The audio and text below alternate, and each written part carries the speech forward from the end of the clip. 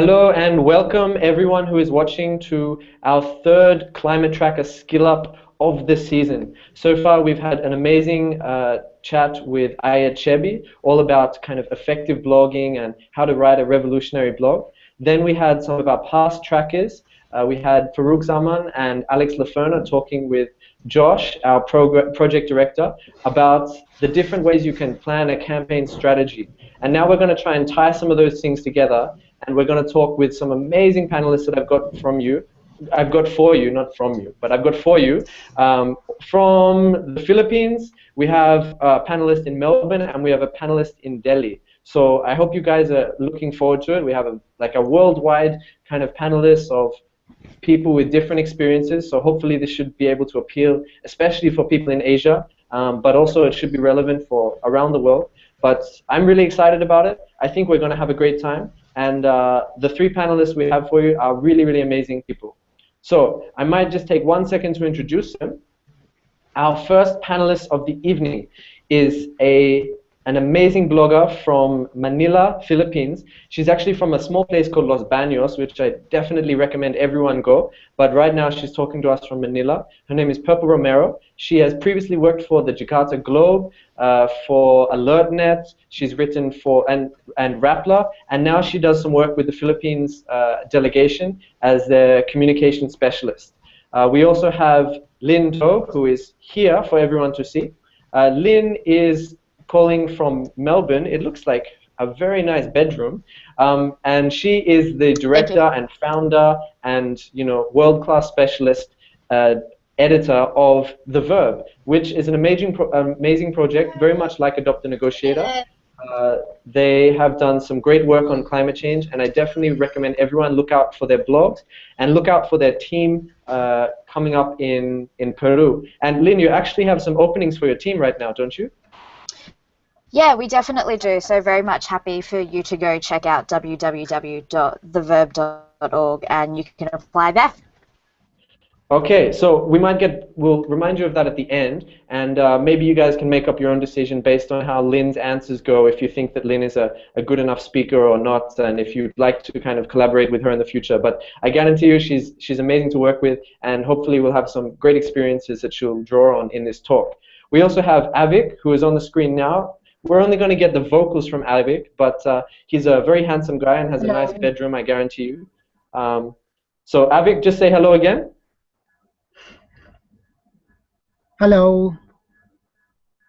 So Avik is going to be talking to us from Delhi. Avik is actually a senior editor of The Pioneer, which is a great newspaper in Delhi. I'm unsure about how many people it goes out to, but I'm guessing it's in the millions. And I'm guessing it's in the millions more than any audience that I've ever kind of appealed to. So Avik's got some great experiences, both as a journalist. He was also a climate tracker for the Adopt a Negotiator team last year in Warsaw, and he's now an editor. So hopefully he's got some words of advice as an editor on what types of things that he would be expecting and what he looks for in a pitch from other people. So look forward to his experiences. But I might go back to Purple for our first question. Now everyone, I want you to know that if you want to get involved in this conversation, tweet at me. So it's at Chris, C-H-R-I-S, Wright, W-R-I-G-H-T 162. The number is 162. So that's Chris Wright 162. If you tweet to that Twitter handle, I'll get them all, and I'll try and include your questions as we go. Also use the hashtag #ClimateTracker.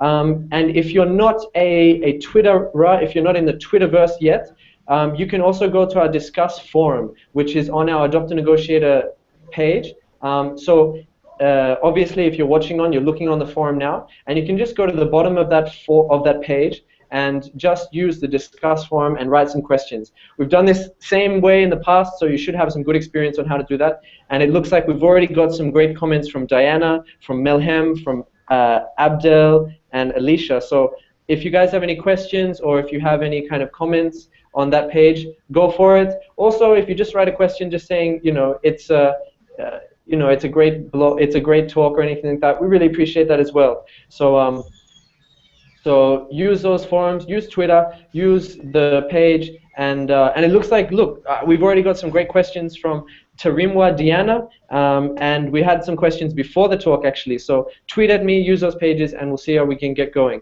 I think I might just try and take the first one, and I'll pass it on to Purple. So Purple, you've been a journalist for a long time, but I was wondering if you could think back to kind of when you were a young writer, when you were just trying to get published, still trying to get your name out there. Can you tell us an experience about maybe the first time you tried to pitch to someone, or kind of the first time you really had any success with convincing an editor that you were the one to listen to? All right. This was like in 2009, if I'm not mistaken. Climate change then was an issue that is still foreign to Filipinos generally, even if the Philippines is a disaster-prone country. And it's looked at as a highly technical topic. So editors are kind of wary of publishing stories about climate change. So of course you have to humanize it and make it more sexy, make it more simple. What I did was I just made a very simple comparison about using toothbrushes, about brushing our teeth. Um, in other countries, in Western countries, people use electronic toothbrush. In the Philippines, it's an alien concept to us. Why we need to have an electric toothbrush? It doesn't make any sense. But then using an electronic toothbrush will emit more energy than using a simple one.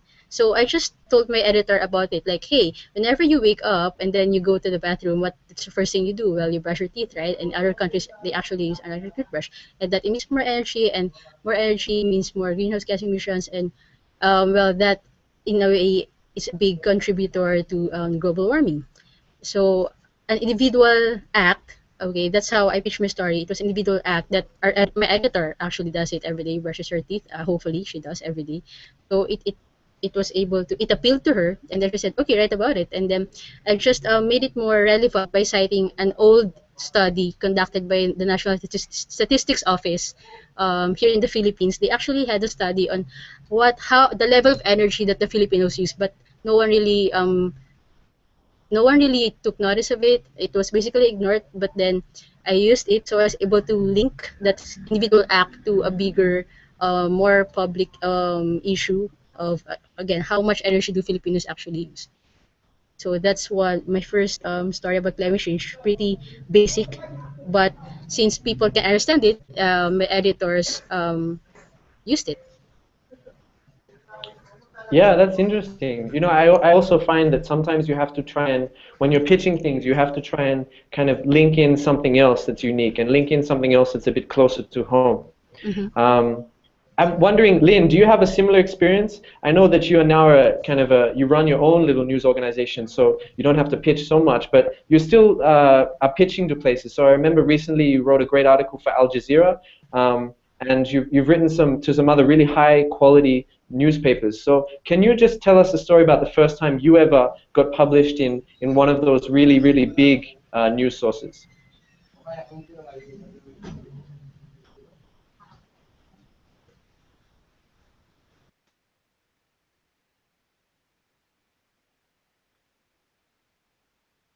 So it appears that Lynn is doing a bit of the freeze frame right now. She's known for her dance moves, but Yeah, I've never seen her definitely. pull off. Oh, now we are. We're Stories, back. All right, particular. great. Are we back? Yes, you're back. Okay, great. I was really lucky in the first thing that I ever got published. It wasn't actually something that I had to independently pitch myself. I don't think I necessarily would have known how, and I certainly didn't have Google Plus Hangouts like this. I was really lucky to be working with a really big NGO when I wrote my first ever op-ed or piece about climate change for the media, and they sort of helped me by arranging the pitch. And I think what was really compelling in their pitch, as I look back on it now, was the fact that there was a human interest element to it. So often when we talk about climate change and we communicate about other environmental issues, we're focusing on the science, we're focusing on the policy, and we often forget about the humans that are involved, not just in terms of humans who will be impacted by climate change, but also humans that are enacting on many of the solutions. And after the first couple of years where I had a lot of help with other people assisting me in how to best pitch and how to best approach people, that's something that I've always tried to really stick with is what's the human element to this story? Why would other people want to read about this, given that, let's safely assume, everyone already knows about climate change?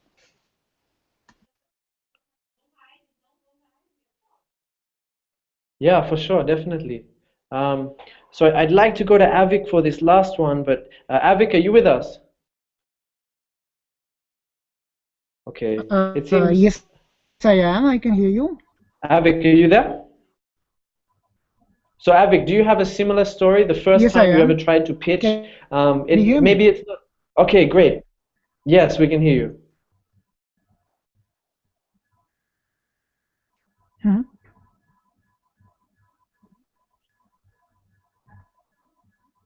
So Avik, a story about the first time you ever got published in a high-ranking kind of news article or something like that.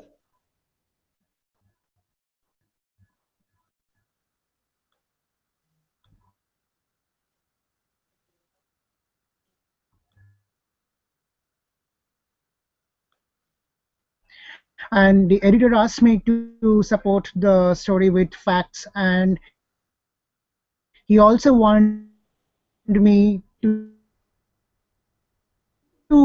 design my story accordingly to get it published.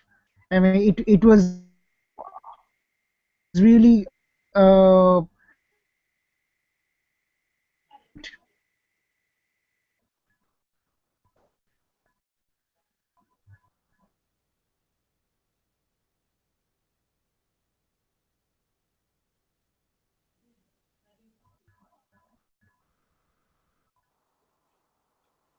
Okay, I think we had some internet problems here. I'm not sure if that was clear for you guys, but this for me that sounded a little bit like a Bollywood remix. So Avik, you might be having some internet problems. No worries. Avik was live and well before, and his internet was fine. So they're always going to have some hiccups in these talks, but keep with us. We promise that Avik will get back later, and he will have some great comments later. Not to worry. And we still have Lynn and Purple here. So the next question, I guess. I mean, I guess maybe I should have asked this at the start, and this might be backtracking a bit, uh, but some people, oh, Avik might be here. So Avik, I'm just going to go through the next question. Some people are asking, what is the point of pitching even in the first place? I mean, I know when I started writing, that pitching to me seemed like, I'm just going to write an article and send it to someone. And if they like it, they like it. If they don't like it, big deal. So I was wondering, Purple, now that you're writing for a news organization and you're going through a lot of these kind of pitching exercises every day, even still. Can you just talk in general about the importance of pitching, and then we might get into some more kind of personal experience stories. All right. The thing is, with climate change issues, they provide a good spectrum of the human experience, right? Okay. So, reporting about climate change is primarily equated with reporting about disasters, deaths, with tragedy. Pitching a story allows you to go deeper into the on what I've said, the human experience, that climate change issues actually are redefined in a way. Okay, so the thing is, if you pitch a story, you'll be able to develop okay, a story idea that will touch on issues or facets of the climate change issue that are not usually explored by mainstream media. Okay, so it gives your audience the opportunity to learn more about the topic and to see how it affects them on different levels. So that's the value of pitching stories. You'll be able to show them a different dimension to the issue, and then also give them the chance to learn, not just to learn about it, but also to ask more questions about what it actually is, and then show them also how stakeholders and other sectors are affected by it. So that's why pitching a story is very important. You get to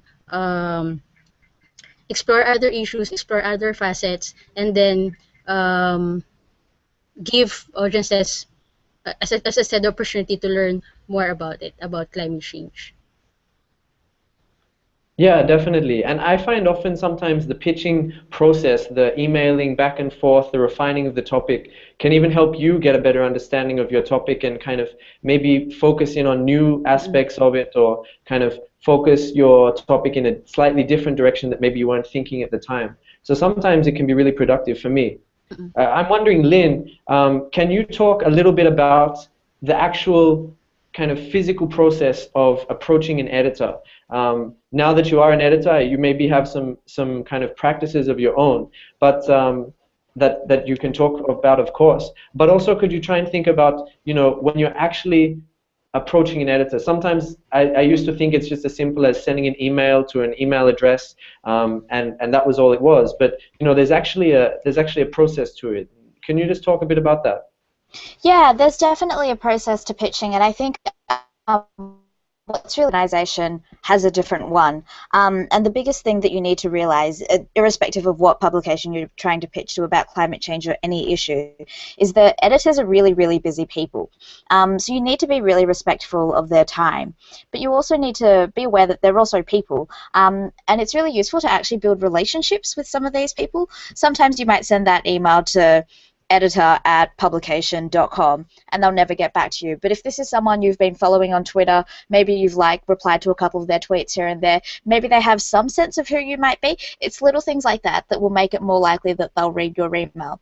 And once you've actually emailed them through, the other thing that you need to consider, aside from editors being really busy, is that they're probably not the expert on the issue that you want to be writing about. And you need to remember that in your pitch, you can't just assume that they know why the story that you're pitching is interesting, why it's relevant, why it's newsworthy, and more specifically, why they should be publishing your piece for their audience as opposed to someone else. So there's lots of different things that you need to consider when you're coming up with your pitch. And I think what you were saying before, Chris, was great in that often when you've been writing back and forth with editors, it's helped you formulate your own idea.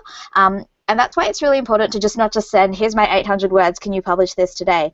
But actually give people an idea of, this is the topic or issue that I'm particularly interested in. This is my expertise in it. This is a recent development that's happened. This is my take on the issue. Potentially using a couple of examples of how other publications are already covering it or have covered it and how that differs and relating it back to their audience as well. Pitches should be short. You don't want to be sending an 800-word pitch for an 800-word article that you'll eventually end up writing. It'll be a waste of your time and also a waste of the editor's time as well. So I think pithier and more specific pitches are great. You don't necessarily even need to start writing the article in any way whatsoever. Pitches in bullet points or, with bold text of, this is my argument in bolder text and then what your argument is in a sentence is also great. One of the other things, so that I guess is how you would normally put together a pitch in terms of the content that you should be writing in your email when you're sending to editors. And this is assuming that the publication you're trying to write for actually takes editorial pitches. If they don't, but you have a relationship with the editor, then it's totally fine to do that. But you should always check their website and make sure that they don't have a submissions page, a place where you can send them tips, a particular process that they use.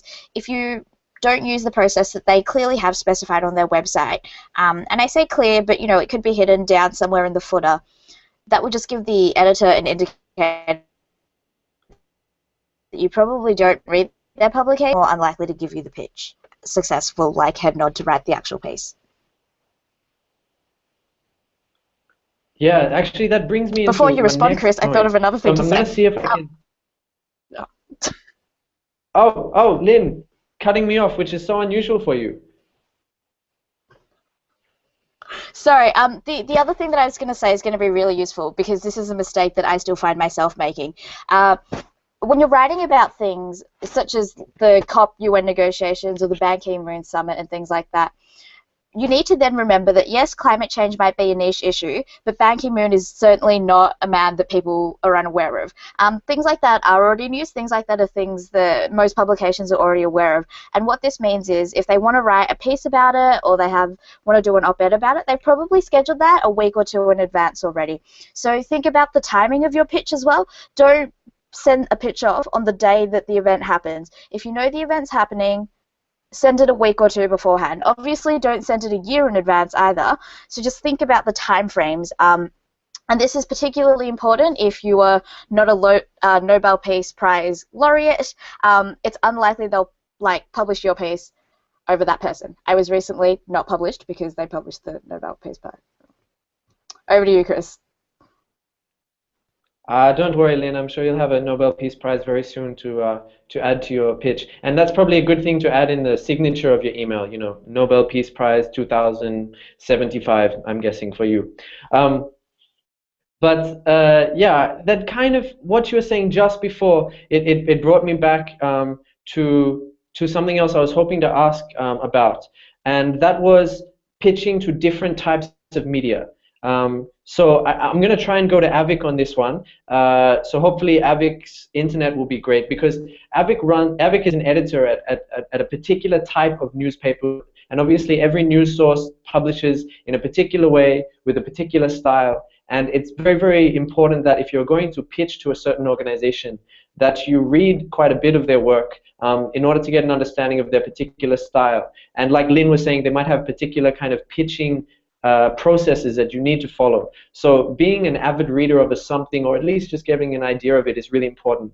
So I'm wondering if Avic can talk about, for example, Avic, you're an editor of a newspaper in India. What are one of the processes or some of the things that you really, really look for when people pitch to you? Because, you know, obviously there will be things that you just say, this is not for us, or this is for maybe another news organization. So what are some of those things that you look for when writing to your paper?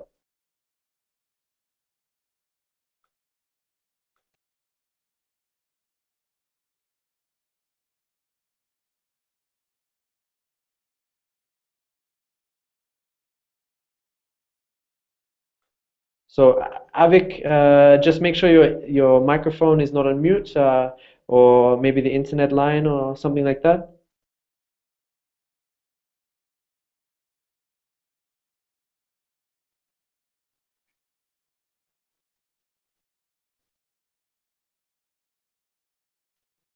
Yeah. Okay, so Avik's definitely online. It seems like he's just having some issues. So Avik, I'm wondering if you could type that response, and that would be great, and then I might read it out for everyone who's watching on. Maybe Purple, you can take that one. You worked at two different kind of big media organizations. Now, Rappler and the Jakarta Globe, like, let me tell you guys, they go out to millions of people, literally. Indonesia and the Philippines happen to be like massive populations. So what are some of the processes that you've noticed people need to follow when they're pitching? Maybe they're different between the Jakarta Globe and Rappler, but what are some of the processes that people need to follow before an editor even considers them? So I have to tell you this experience. When Typhoon Katsana happened, it was in 2009 again, I told my editor that I'm going to write about what has the government been doing about the impacts that it has caused a year after. So that's for a local publication here in the country. They said they're going to look at it, if they're going to, they have to think if they're going to publish it.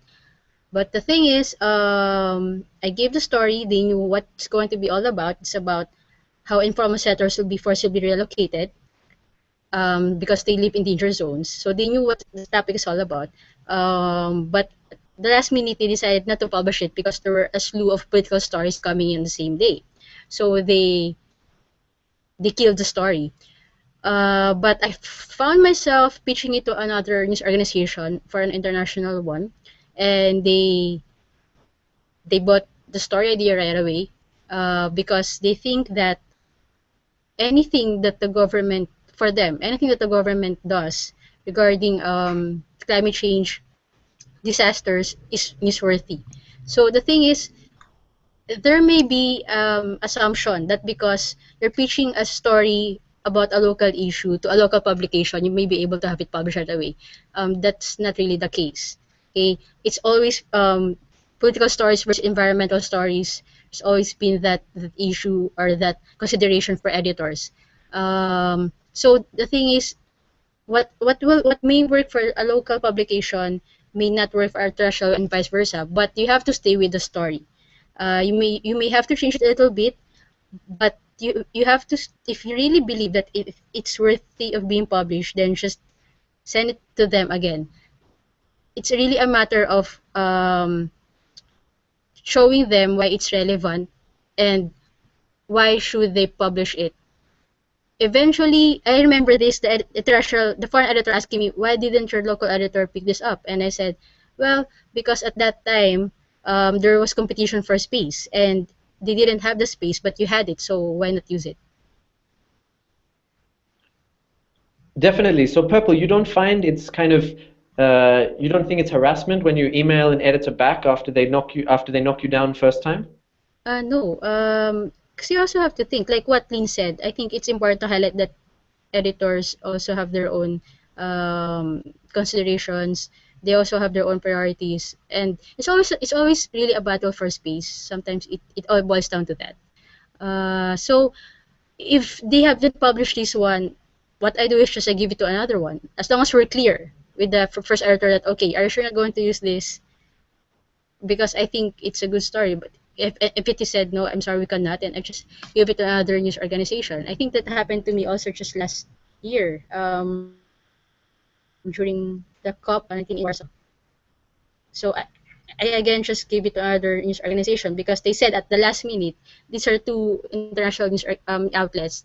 Last minute they said that, I'm sorry, but apparently this editor has not talked with the other editor, so they both came up with two stories on the same topic that will be published on the same day, and of course that would really look good on the paper. So he told me that maybe you should just give this to this editor. So he himself, he's the one who told me to give it to this editor. He recommended my story to someone he knew, someone he knows. So it actually worked at the end. Yeah, so I guess it can work out for you sometimes. It's really just about the story, I think. If it's a good story, someone will use it.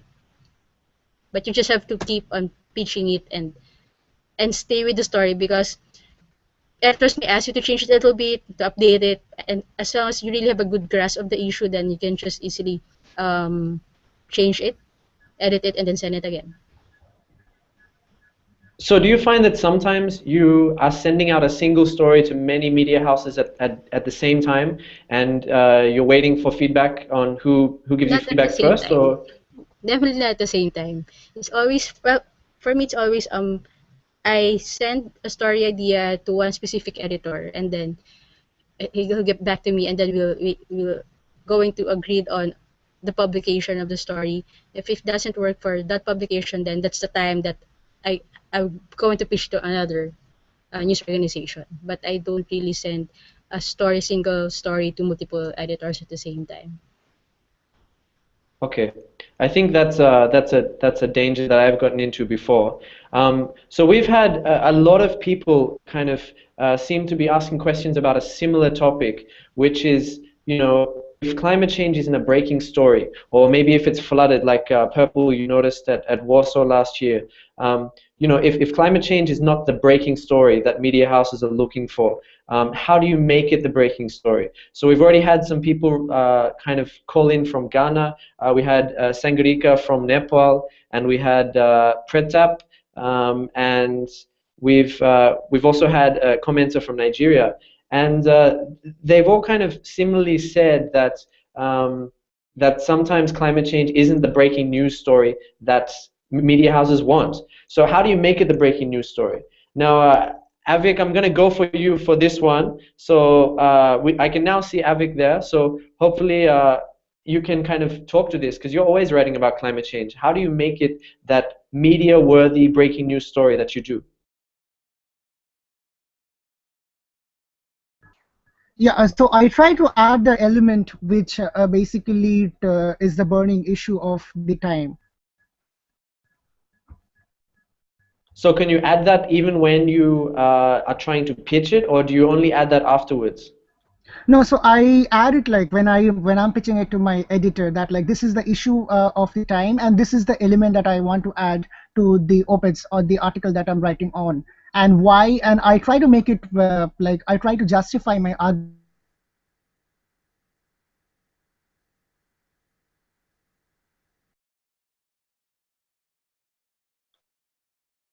Okay, it seems like Avic is doing a little dance for us on the internet line, which is a shame because I think he was really on a roll. Just to fill you guys in to Avic's last question, which was about himself as an editor and how people follow the OpEd policy.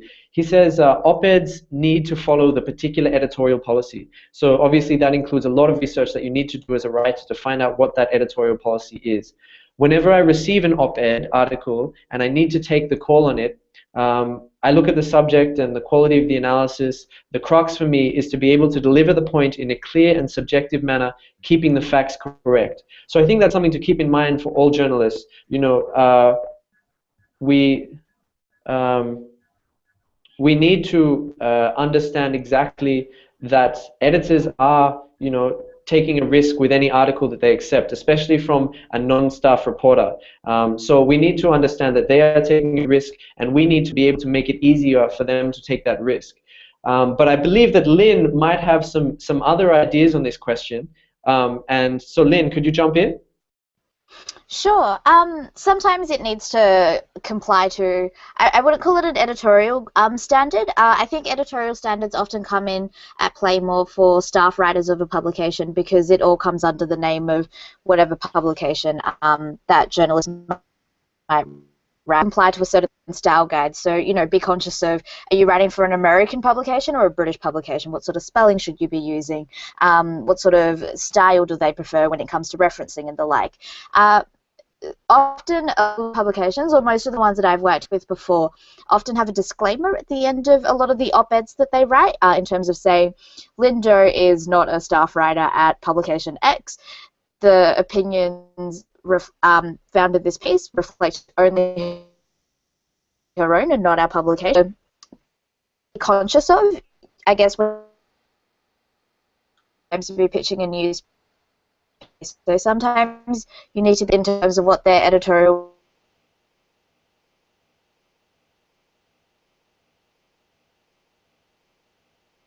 guidelines might be. You can probably judge that from just reading something of those.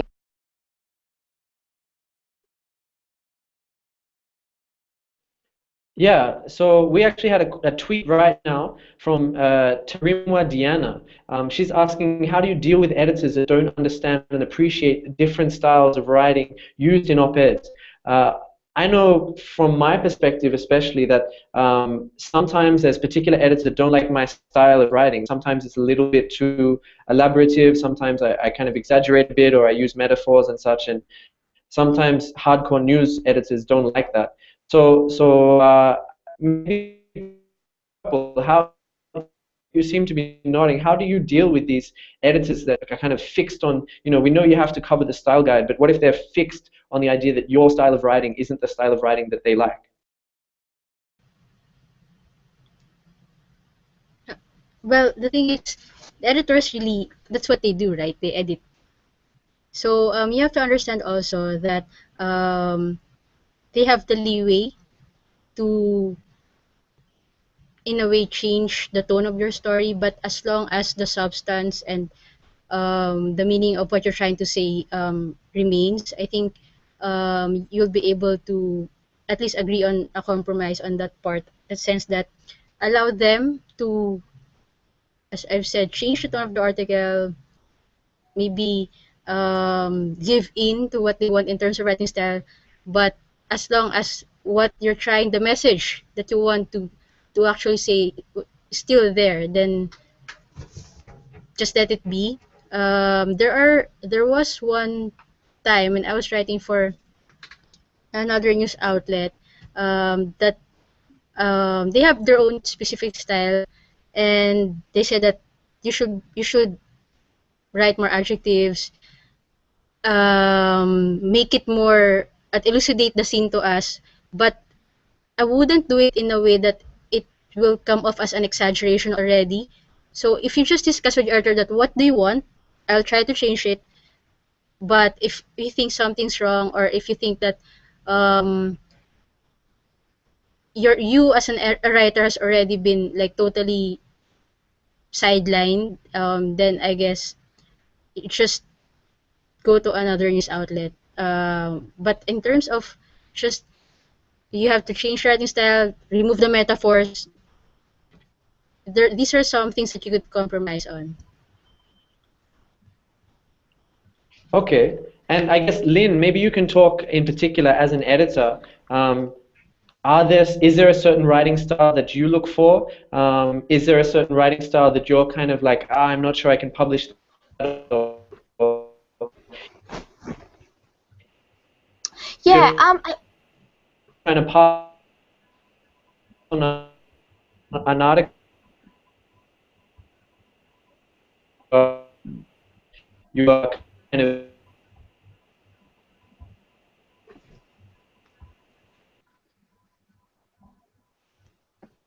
sure. Can you hear me? I'm just conscious that my internet's a bit patchy.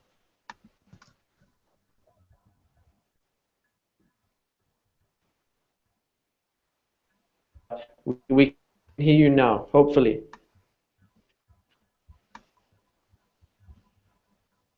You're kind of going in and out of the fuzz. We can see you pretty well, so if you want to start talking. Okay, great. I'll try to start talking. I guess as an editor, and this is a skill that I'm personally trying to improve upon myself, is that I have to be, and everyone should really be conscious that op-eds should be a little bit different to the sort of writing that you're normally looking for. Op-eds should be a little bit controversial. Op-eds should be a little bit more punchy. They should be a little bit more extreme. I'm not talking like completely extreme in terms of we should end the world today with an apocalypse, but they should have a point of difference. It shouldn't, great op-eds shouldn't read too much like they're just a news piece. And I think what editors need to be really conscious of, and this will vary from publication to publication, is how they choose to edit that. There's editing to improve, grammar and stylistic things, but I think at the end of the day, difference is perfectly fine, and it's just about being able to work with your editor well enough that the difference isn't edited out, it's just improved. I think that there are very different writing styles.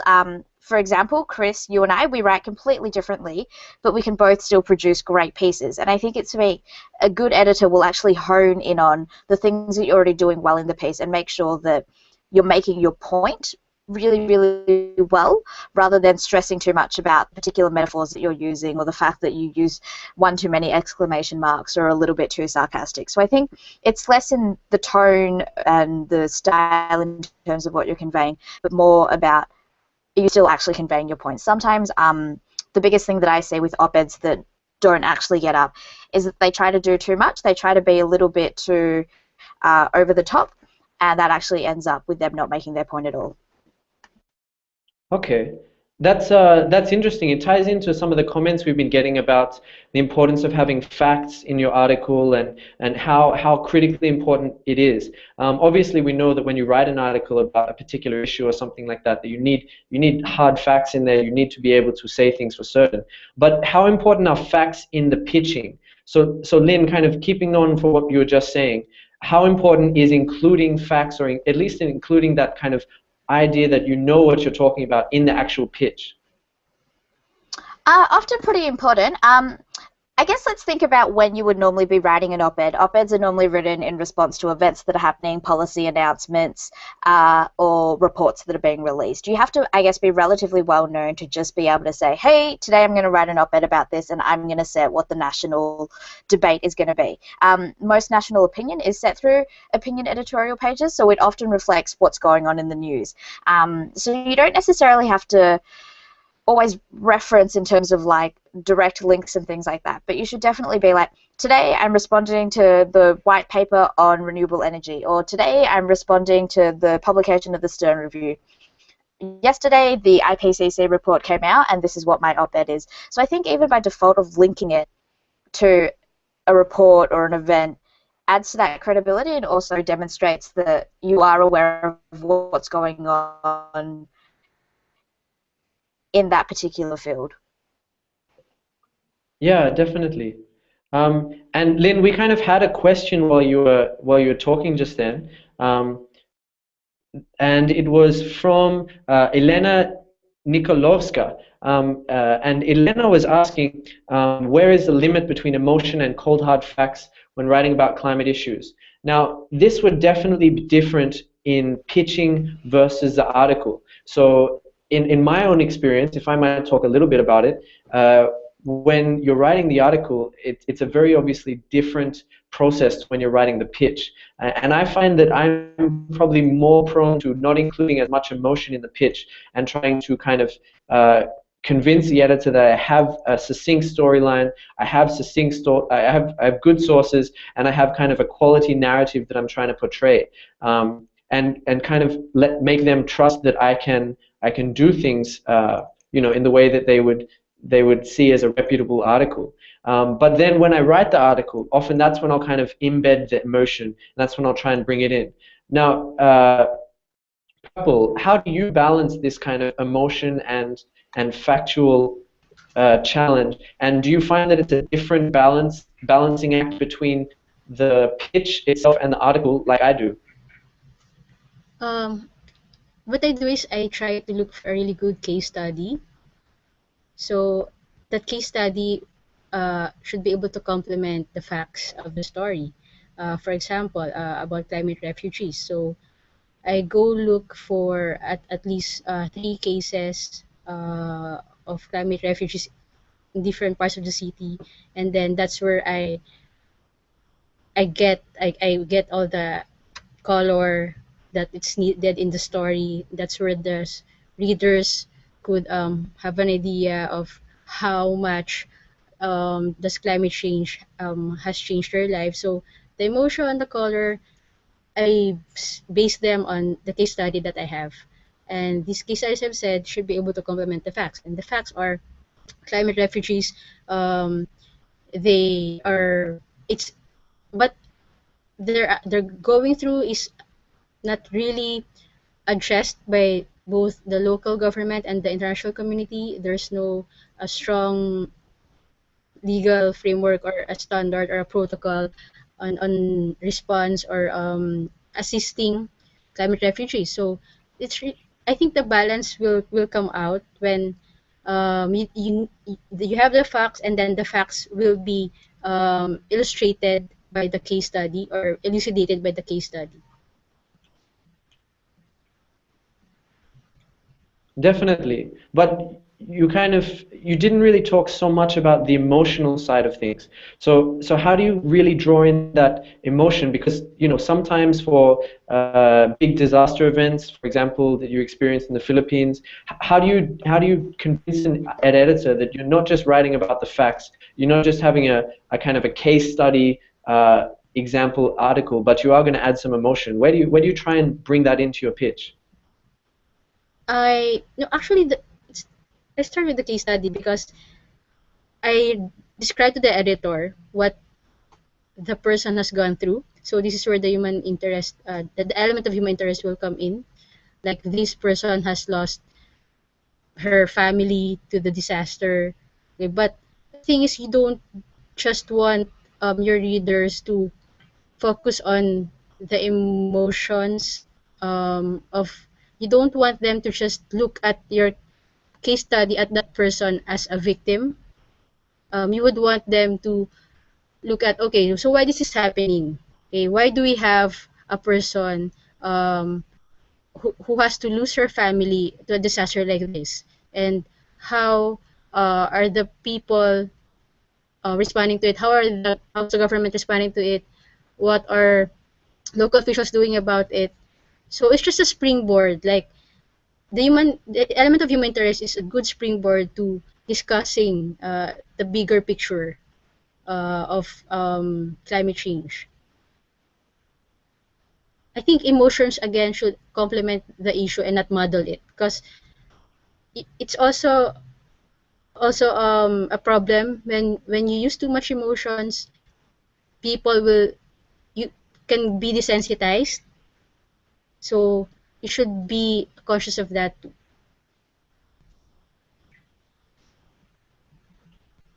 Yeah, definitely. And I guess as a journalist, it's not your, or as a writer, even as a blogger, it's not your role just to be purely emotional.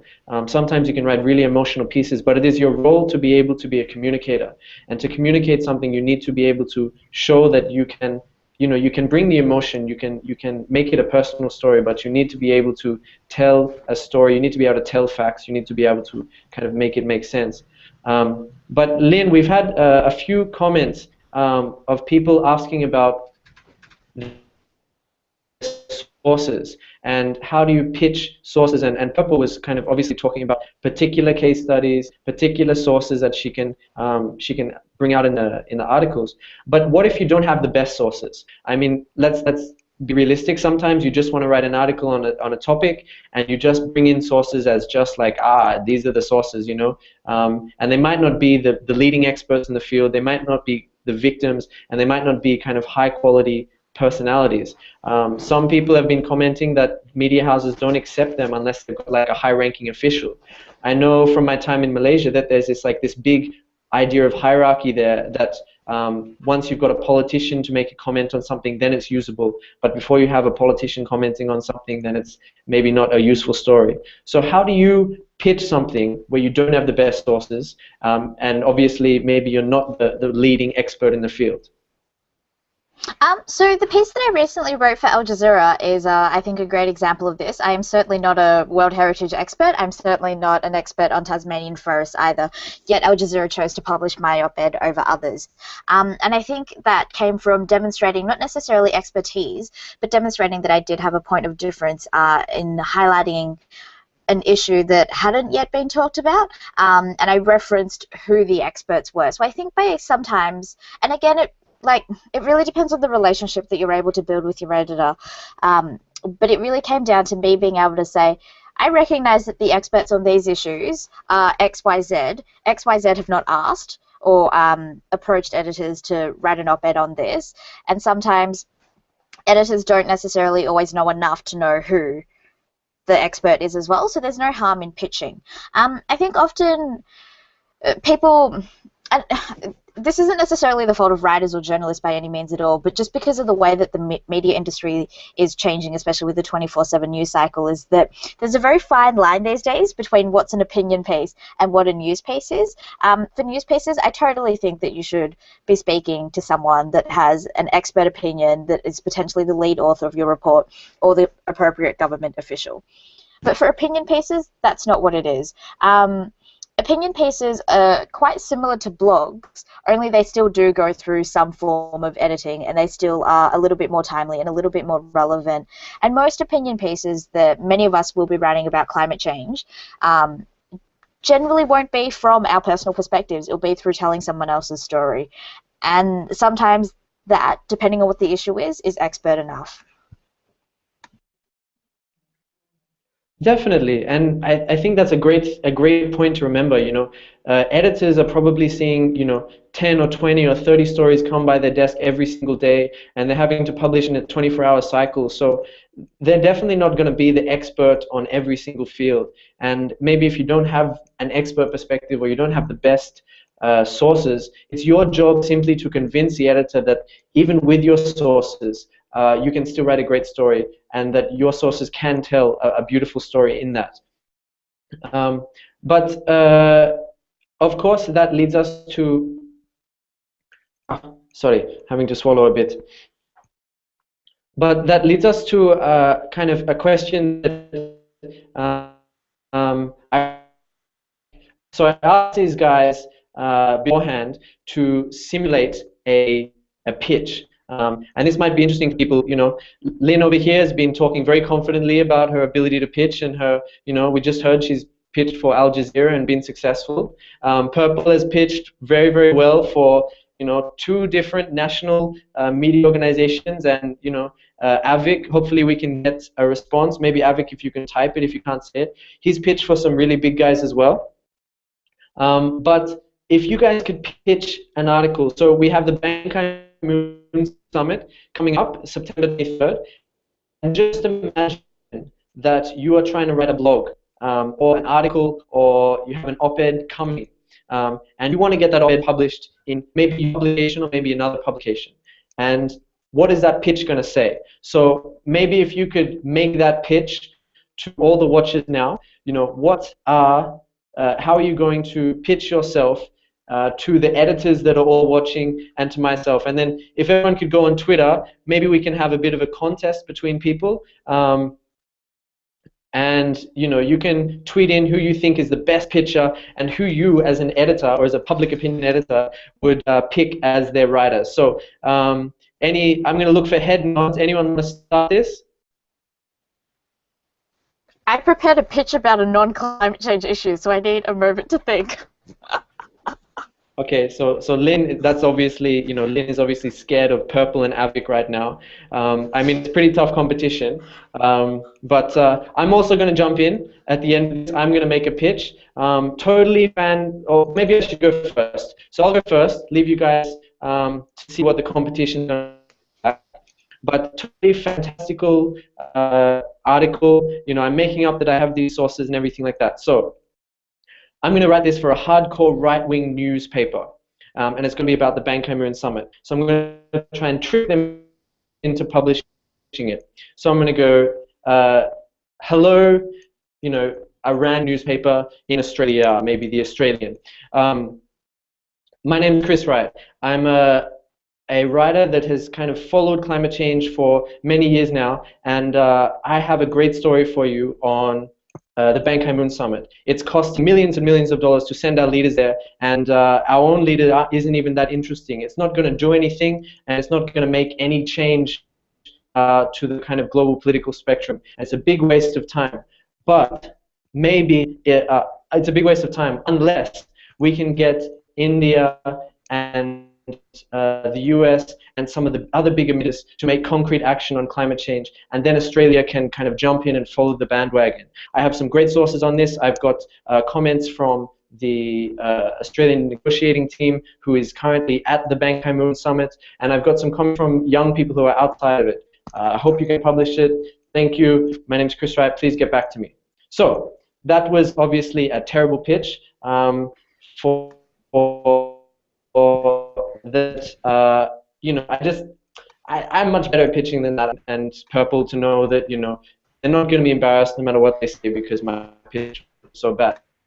But I think that pitch. Lynn, I think you've had plenty of time. Sure, sure. No, go comment on it. I was just. Yeah, no, so what I was just going to say, Chris, though, that was great about that is when you're pitching, it is actually really important to say hello to your editor, sign off with who you are, introduce yourself, never assume that the editor already knows who you are, even if you've been emailing them heaps of times. And we've been talking a lot, actually, about pitching by email, but sometimes you will have to pick up the phone call. And if you are picking up the phone call to pitch your story, always ask, do they have a minute to speak, rather than just like launching right into your pitch. And little things like that will just win you friends, slowly but surely. So my pitch is for BuzzFeed. Obviously, the topic at hand is the Ban Ki-moon summit. The proposed headline that I would have is why there's 1 million people on the streets. Many of you will know that there's a huge People's March that's being organized not only in New York City, but many cities around the world as well in the lead up to the Ban Ki-moon summit to show how many people, regular citizens, care about climate change. They're aiming to reach 1 million people across the globe. Hence why that headline.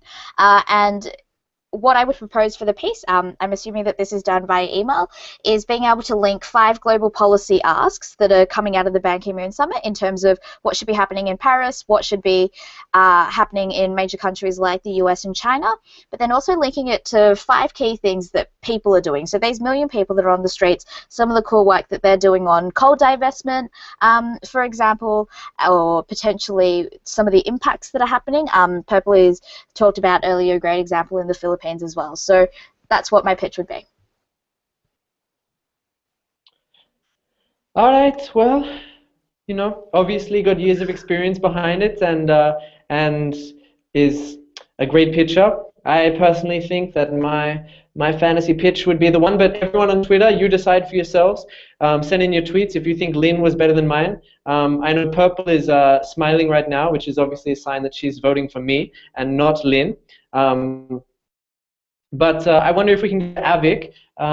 Let's see, you've had some internet problems so far, but Avic, do you have a pitch ready for us about the Ban Ki-moon summit?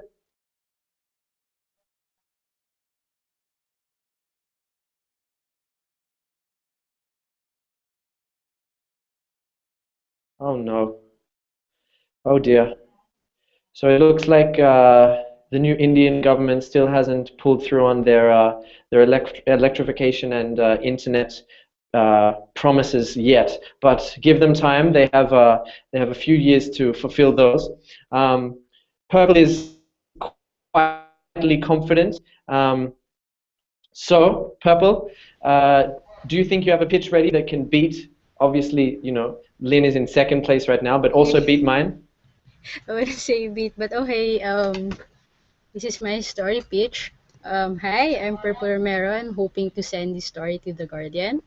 In 2013, after Typhoon Haiyan hit Tacloban, which is a province in the Philippines, it's the hardest. That was the most devastated among the provinces that were affected by Haiyan. There was a barber in the town of Liwan. The barber, after the typhoon, he put up a makeshift barber shop to be able to give a semblance of normalcy and to also give some sort of encouragement and inject hope among the people who were affected by the typhoon. So my story pitch will be about if this barber, okay, can be given the chance to actually understand the relevance of the UN summit to his life and to his customers, um, how would how will be able to tell him what the summit is all about. So the story will actually be about the process that the barber will undertake to be able to get his ideas and his comments, his opinions about the Typhoon Haiyan disasters and how it changed his perception about climate change to the people that will attend the summit. How hard will it be for a person who has experienced extreme weather events to access a summit that is supposed to help these people in the first place, people like him. So it will be about his experience. And then funny thing will be like, okay, because you're a barber, if you can cut Obama's hair or Xi Jinping's hair or and then President Aquino's hair as a barber and then talk to them, what will you ask? Okay, and then how will you tell their stories to the people you cut your hair, whose hair you usually cut in the town of Giwan. So it's about this barber going to the summit, cutting the hair of presidents, of ministers, heads of state, and then getting their promises while doing the hair cutting, and then bringing them back to the townspeople of Giwan. So that's what the story is going to be about. Like this UN summit supposed to be about the people who has suffered so much because of weather events. But the thing is, they can't really access you. They can't really understand most of the time. They can understand what's happening in these kinds of summits. So, how do we give this barber a chance to understand what's happening, and how will we help him send this message, the message of the UN summit, to the people, to the townspeople of Giwan, the people whose lives he has helped in a way restore and rebuild by cutting their hair a day after Typhoon Haiyan happened. So that's my story. Oh, I would love to read that story. So Well, I yeah. guess, well, yeah, well, well, no, I think it was a great pitch. But I guess what Purple's pitch has that Lynn and mine didn't have, which is really, it's quite a great thing to add, is she had that kind of unique aspect of it, the unique storyline that she's bringing in. And that's a great way to, I guess, make up for if you don't have the president of the country or if you don't have a key politician. You don't necessarily need the best source in the world, but you need that unique pitch. So I haven't seen many people throwing their weight behind who they think won the pitching competition. I don't know. I think I'm gonna open it up for you can vote for anyone but yourself. So I'm gonna vote for Purple. Purple, who are you gonna vote for? I actually want to read your story and Lynns too because they touch on two different uh, um, parts of the summit. So yours is relevant. Lynns' story idea is also very interesting. I was about to actually like do a story. I also want to do a story on the People's March because what will be happening here in the Philippines. I think so. I wouldn't want to vote on what story should be published, but I would want to use both if I can. Is there anything that you think maybe could be improved about our pitches? It's tough because I've written both your work. But I would just like to ask Lynn, how are you going to actually you said you're going to get the ideas of 5 policy global. Did I get it right? 5 policy global analysts in different parts of. So how are you going to do that? Like, it will take so much time, right? So can you just give me an Yeah. idea of how you're going to do it? Yeah, it'll definitely take a lot of time. But one of the big benefits about a publication like BuzzFeed is that you need to only be quite scant. Obviously, the people reading BuzzFeed are probably not even aware that this Ban Ki-moon summit is happening. So for them, announcements, for example, with Beijing in China recently announcing that they're planning on phasing out new coal plants and things like that, that would be one example of something that could go in the global section in terms of a policy linkage. As all of us on this hangout are aware, the idea of the Ban Ki-moon summit is for global leaders, heads of states, to come to New York with the commitment that their country is already doing. So it would be highlighting some of the key commitments. So it's highlighting, something that China's doing because China's a big, important player, but it's also then potentially highlighting a really small island that has plans to go 100% renewable energy by 2020. I mean, you could even highlight Scotland in that example as well. I think sometimes in countries that are quite slow on acting on climate change and where the politics aren't necessarily conducive, they're so unaware of what else is already going on in the world, and there's this huge assumption, and as someone that lives in Australia, I can certainly say there's a huge proportion of the general public that seem to think just because Australia isn't acting on climate change, no one else is as well. Yeah, definitely, and it's amazing in different countries the types of articles that you can get. I mean, we in Australia here, we recently had an article pitched by the chair of the Prime Minister's Business Council on how the world has been cooling for the last 17 years, and that was published in the biggest Australian newspaper in the country. Unfortunately, that happens to be owned by Rupert Murdoch. But it's amazing the things that people will publish, and so sometimes you just need to write something that is in response to your national narrative and your national rhetoric on climate change. And maybe you can't publish the beautiful progressive piece that you want to, but maybe you can just try and shift the narrative a tiny bit. Maybe you can just make it sound like, take a right-wing rhetoric and then I'm not necessarily saying all right-wing people are anti-climate change, but take a rhetoric that is not so positive about the climate talks and maybe just try and shift it a little bit more positive. Just to give you guys an update, Avik has typed out his pitch, and his pitch from India was: the new government of India lacks any experience of dealing with an international meeting like the BKM summit, but the government has a clear mandate and also a critical role to now that it has BRICS countries, so that's Brazil, Russia, India, China, and South Africa, on its toe. Based on that pitch will be the role of the onus of the government on civil societies.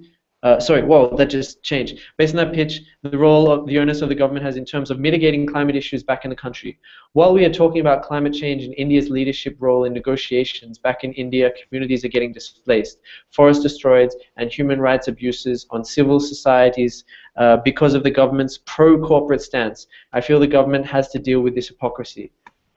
That's obviously a really kind of opinionated pitch, and I think that would run in certain papers. And it's great here we've got a diversity. We've got my pitch that was trying to kind of appeal to a right-wing newspaper. We've got Lynn's pitch that's kind of bringing in a bunch of different sources. We've got Purple's pitch that is kind of picking one source in particular and taking a really lovely narrative on it. And we've got Avik's pitch, which is like a purely opinionated role, but it also kind of fits within some government narratives. So hopefully that's kind of some good advice and some good, that's given you some good ideas on how to write a great pitch. We have unfortunately got some tweets indicating that they think that maybe Purple was the winner of our pitching competition. Obviously, you know, some people's Twitter accounts get hacked from time to time, and they write things that they didn't mean to write.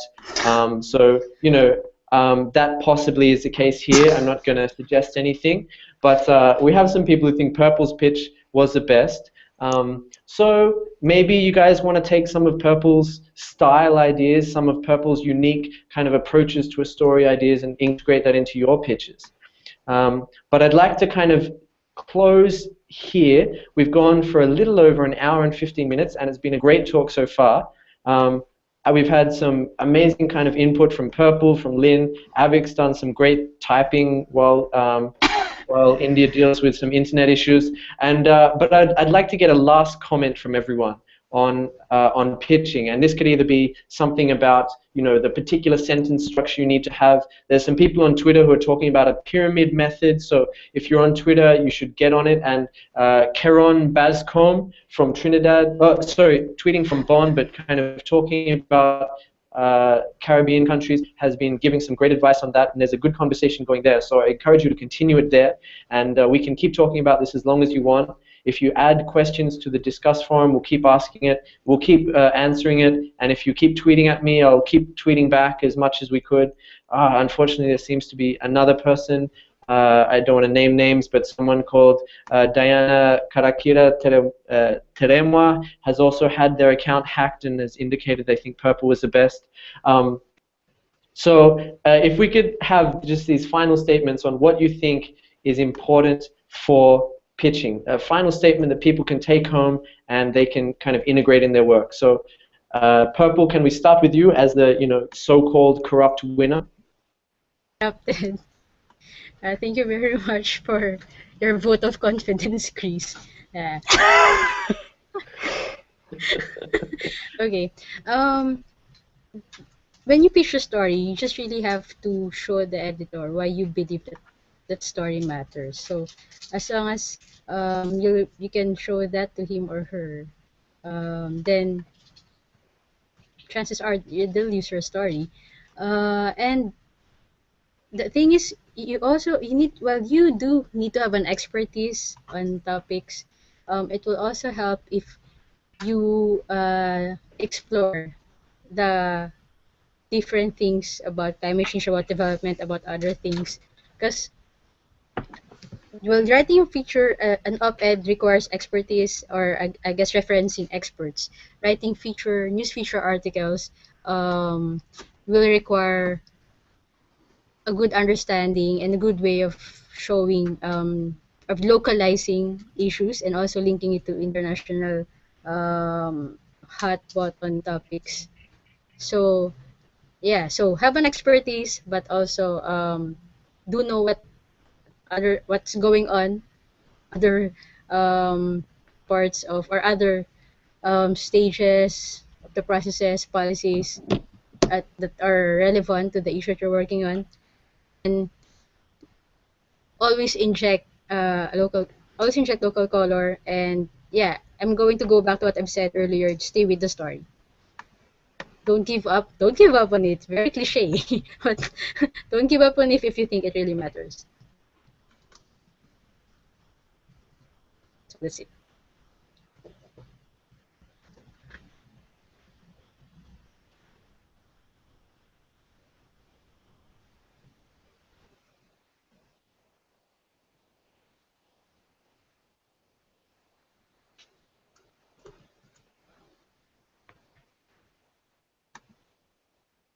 Watching?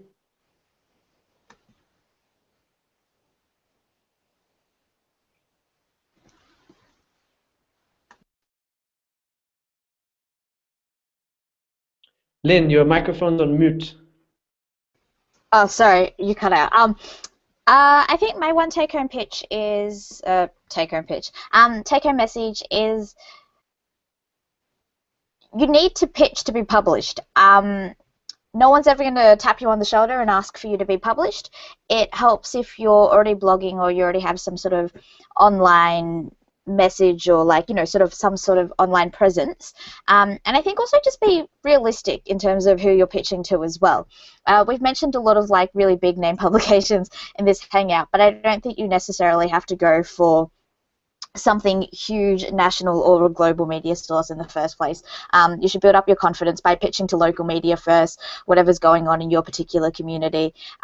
Once you can successfully pitch there, go to like your state publication, then your national publication, and then your global publication. And I think just the more experience you have with pitching, the better you'll get at it. And realistically, it doesn't matter how good you are at pitching. There's a whole bunch of other variables in place. So just because you get knocked back once doesn't mean that that story will still be knocked back by another publication. So what Purple was saying before, take it on to another publication. And just because one publication knocks you back, it doesn't mean they'll never accept one of your stories again as well. Yeah, definitely, Lynn. And we just had a question that kind of talks to you that I'd like you to try and answer. It's from Olfa Jelassi, and she asked, will it be an effective idea to build an editors network of people interested in climate change and to try to link them to widespread news, or that maybe are to link them to the people's interest? Do you find yourself trying to make kind of a network of editors, or to try and get your stories published more? Yes, I guess. I mean, the way that the Verb works is that we publish on our own website, but we also syndicate out a lot of content. So I'm no longer pitch very much as an individual as Lynn, but I pitch a lot as the Verb.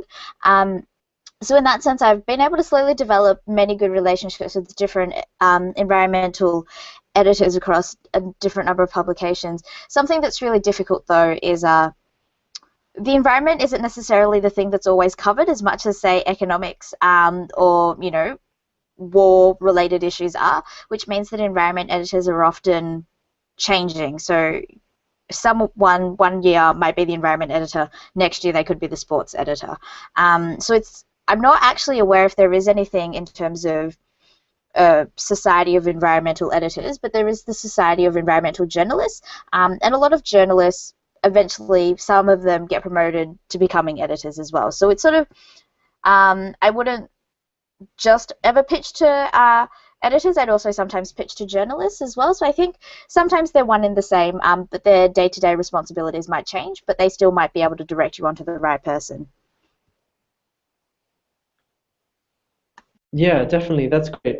And I love, I'm sorry I didn't bring this up before, everyone, but I love what Lynn was saying about you don't have to pitch to the biggest people.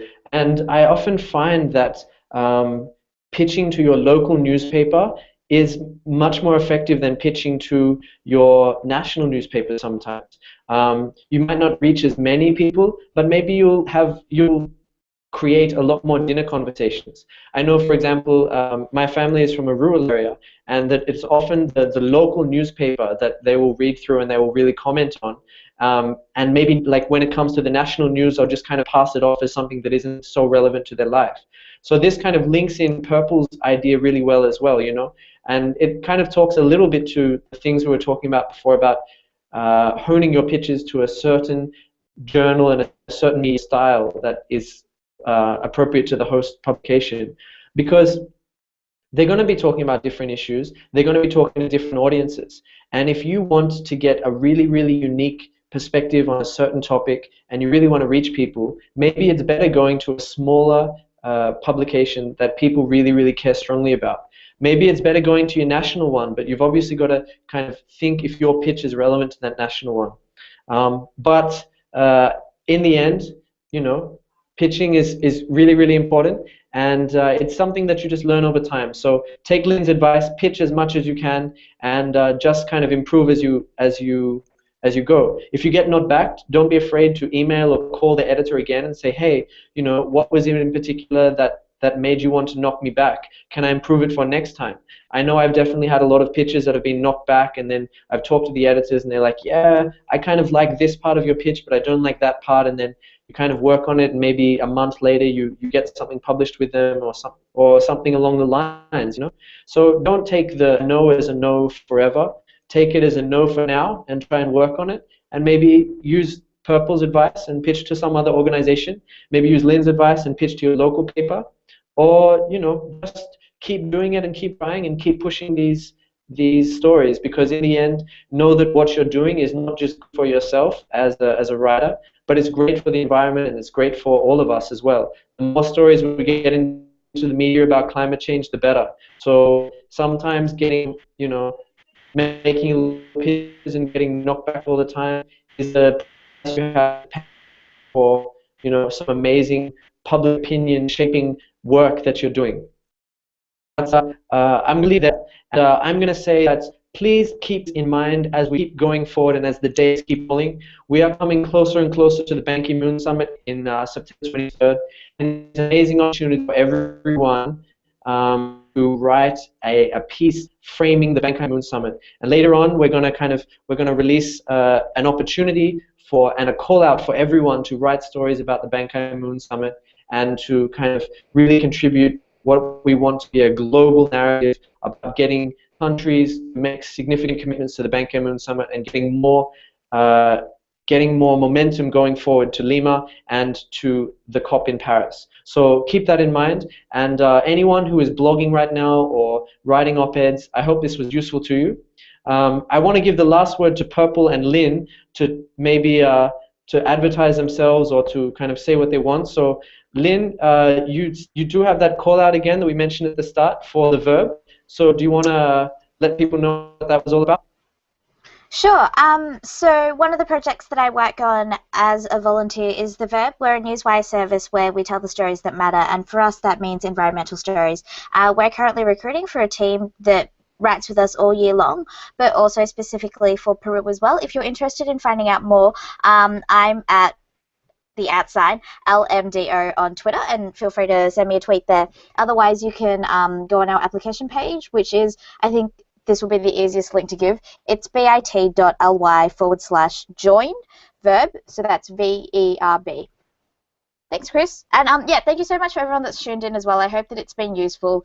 And I think at the end of the day, you can only go so wrong with a pitch. They'll just say no. That's the worst case scenario in terms of what could happen.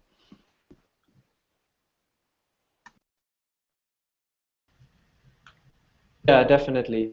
And you know, for many years, I have to be honest, I was really, really scared about getting told no, and it's something that you just kind of have to work through, and you know, after a while, you get some yeses, and when you do get a yes, it's great.